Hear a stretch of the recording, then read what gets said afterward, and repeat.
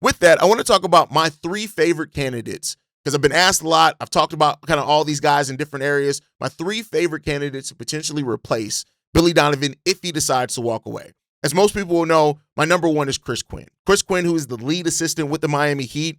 He's widely regarded as one of the top tier head coaching candidates in the league. Most people think, you guys know I do a daily show with Wes Goldberg, who is the host of Locked On Heat.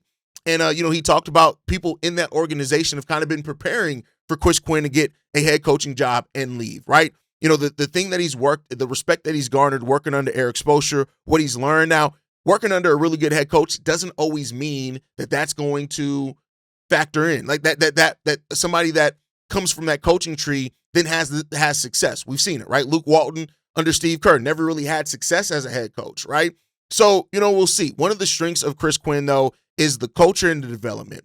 As the longest member staff of under Eric Spoelstra, he's been hugely important in developing what is now known as Heat culture. He's been hugely important for that.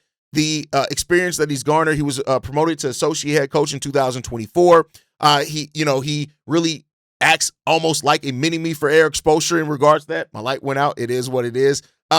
And so, he helped lead them to a 2-1 record as well, stepping in as the acting head coach one time when Eric Spoelstra had to step away. So there's a lot of demand for him as well, which means he's probably going to get a hefty contract. But there are also some concerns with it, right? Not a huge lot of head coaching experience, right? He's never worked for another professional franchise other than the Miami Heat. He worked in Northwestern and Notre Dame as well. But, there's questions on, can he transition into that success as a head coach?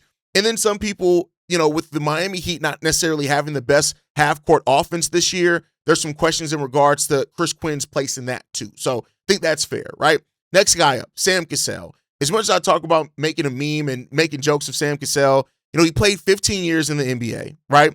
And then he had 15 years as an NBA assistant coach. He spent time on the Wizards, the Clippers, the 76ers, and the Celtics. And he's one of the best, regarded as one of the best assistant coaches in the league, right? Somebody that can relate to players, which is really important while you're developing, which is good there. You want to see that part of it.